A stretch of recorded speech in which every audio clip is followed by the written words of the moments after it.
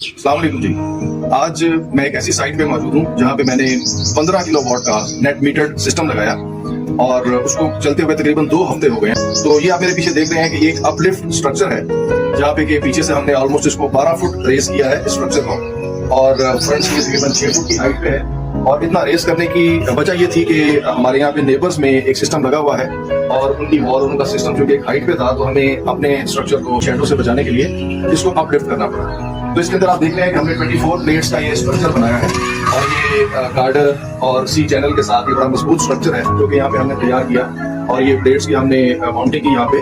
और अभी पिछले दिनों में चूंकि आंधियों का और बारिश का सीजन भी है तो बड़ी तेज आंधियां भी आई और अल्हम्दुलिल्लाह हमारा स्ट्रक्चर जो है वो बड़ी कामयाबी के साथ खड़ा रहा और कोई किसी किस्म का इशू नहीं हुआ।